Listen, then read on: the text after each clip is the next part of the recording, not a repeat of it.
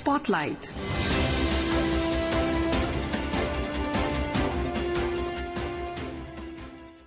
This is Akashvani. In the program Spotlight, now we bring you a discussion on ISRO's SpaDeX mission. The participants are Pallav Bagla, senior science journalist, and Sagar Kulkarni, journalist.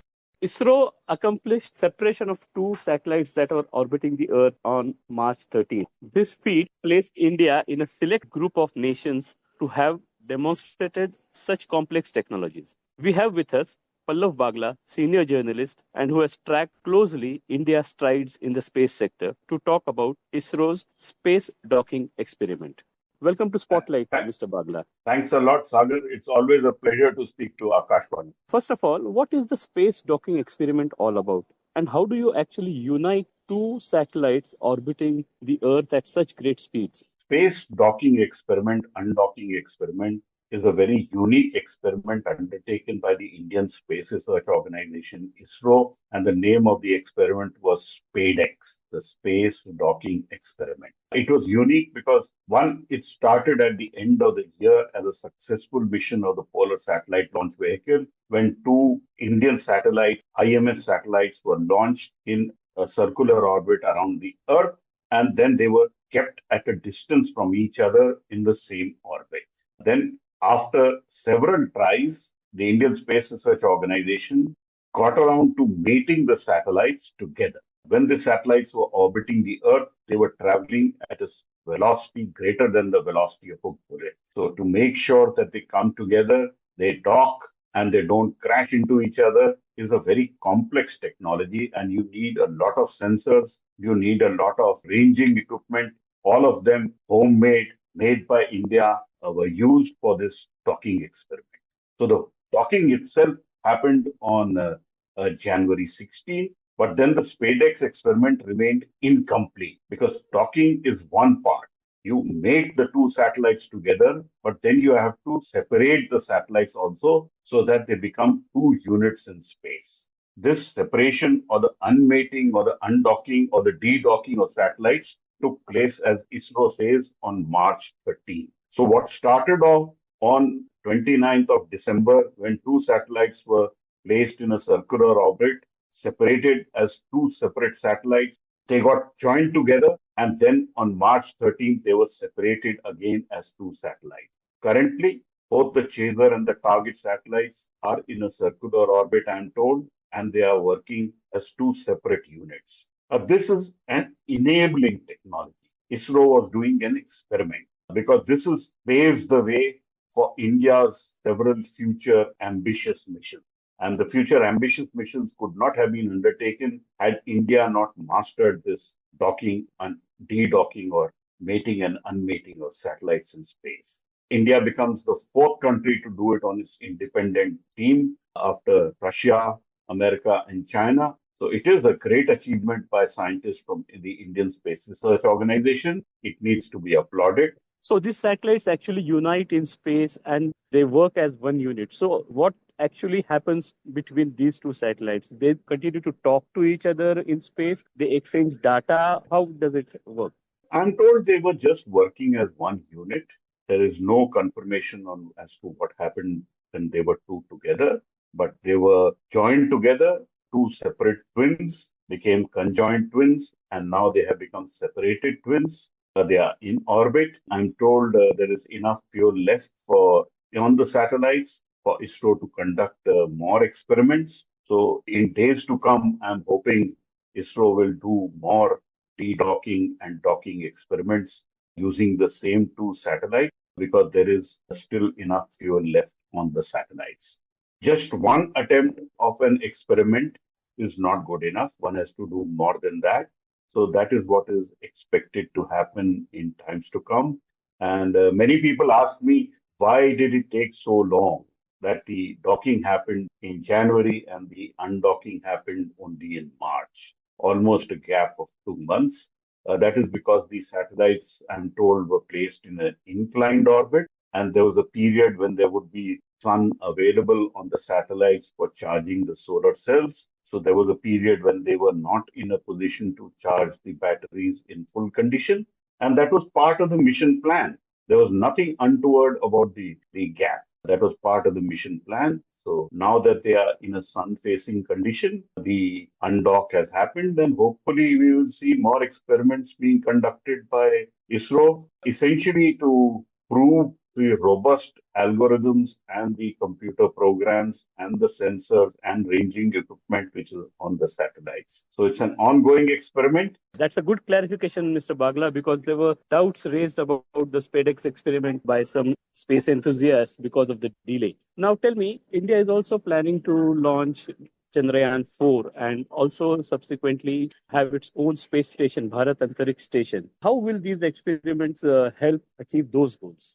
The SpaDeX experiment, which is docking and undocking, is essentially an enabling technology for India's future missions. Chandrayaan 4 is our follow-up mission to the moon and a mission where India plans to bring back soil samples and moon rocks to Earth. Because we don't have a launcher which is capable of doing a single direct launch to the moon, we will be using more than one launchers or rockets and then using this docking technology in space to orbiting satellites together, send them to the moon, and then when we bring them back, we will do another set of docking, undocking, and then bring it back to Earth. So it is an enabling technology for Chandrayaan 4, and more than that, as Prime Minister Narendra Modi has mandated to the Indian Space Research Organization that it needs to have Bharatiya Antariksh Station by 2035. So for that, again, docking and undocking would be an essential step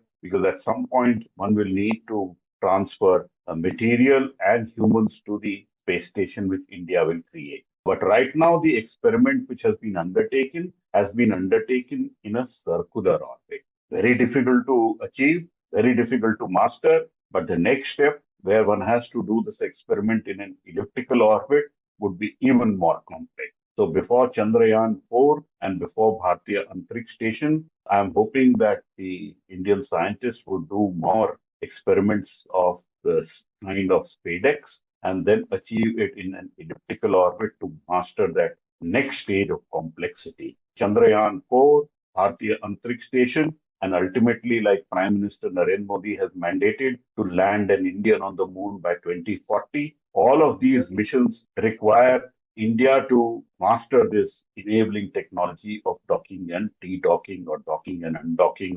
So big achievement by Indian scientists, and ISRO has already taken a patent on this technology. It's on a very different kind of a docking mechanism, which they call the Bharatiya docking system, and it's different from the international docking standard system. So let us see ultimately what gets used and how it is used. But yes, a big achievement by India. Much awaited space mission is the Gaganyaan mission when Indian astronauts will travel to the orbit. So, do we have any updates on it? And there are some test flights that are supposed to happen. Can you share some updates on Gaganyaan? See, Gaganyaan is India's most expensive scientific experiment ever to be undertaken. And now it is Gaganyaan on steroids because Gaganyaan was to send one Indian or on a single mission to the orbit in space and bring them back safely. Now there are two missions and then subsequently also the Bharatiya Antariksh Station. I am told as of now there are several more tests which are pending. And once the tests are achieved, ISRO is hoping to do it sometime in 2026 frame or a little later. So there is still some ground to be covered on sending on an Indian rocket from Indian soil to space. That will be a wonderful day for India because India will become the fourth country in the world to have independent capability of human space flight after Russia, America, and China. So right now for Gaganyaan, docking, undocking is unlikely to be used, but for Bharatiya Antariksh Station, yes, docking and undocking would be a necessary step. Mr. Bagla, we have seen private space companies come up in India over the past few years. What role do you see for the private sector startups that are emerging? See, right now the private sector startups, and we see a number which floats around between 200 to 350 space startups. That's a number which is variable number which is given out at different times. But these are all companies which are trying to master different aspects of space technology. So you have two startups like Skyroot and Agnicool, which are trying to master making small rockets. And they say there is a huge market for small rockets to send up small satellites on demand. There are others who are making constellations of satellites, and we saw the first private constellation come up in India. And the most lucrative part of the space economy is really downstream activity. So all the startups who are trying to do master rockets and satellites are touching only the fringes. More astute and the more interesting work is happening on people who are using downstream activities to give enabling different kinds of things for the citizens using space technology, whether it is for agri insurance or for agriculture forecasting or for fisheries, for monitoring fleets, etc. There are so many different applications which are possible, and several Indian startups are doing an interesting job. They are startups, they need to mature, and once they mature, one hopes that having used the shoulders of the Indian Space Research Organization, they would be able to grow fast. Do we see enough demand in the market? There is a huge unmet demand nationally. Currently, there is plenty of work to be done, especially in the surveillance sector, where Indian satellites can be deployed and used. The government itself has announced the making of a constellation of 52 satellites for surveillance. So there is plenty of demand there. But yes, on the rocket front, there is a lull, and believe you me, in times to come, it will become even more difficult because SpaceX and Falcon 9 offer very much cheaper rates for launching satellites, and it's very hard to compete against a giant like SpaceX. So rocket launching, yes, it could be difficult to break even and make revenue, but downstream activity, India has always been a pioneer in the use of space technology for its citizens, for the benefit of its citizens. And I'm sure the startups who are working, especially like SatSure and others, they would be a great beneficiary both for generating revenue for themselves and for the future of India's space ecosystem. So the space sector is emerging in India and the private players are also making a mark. Do we have enough talent to run all these companies? Are there enough students or do we need to have more courses specifically for space technologies? Well, certainly we need to have more courses. Right now, if you see, most of the talent is emerging from the Indian Space Research Organization or from technology institutions where young entrepreneurs are taking off in a direction for setting up their businesses. But yes, we certainly need more specialized courses on aerospace engineering, on space technology, on aeronautics, all of these. I'm sure as and when more talent is required, but till then, we already have the Indian Institute of Space Technology in Trivandrum, which was set up by the Indian Space Research Organization, and that offers a good fountainhead for students to join space technology, and a lot of them are setting their own startups. I visited that place and I've seen the energy there, and it's all about a mindset.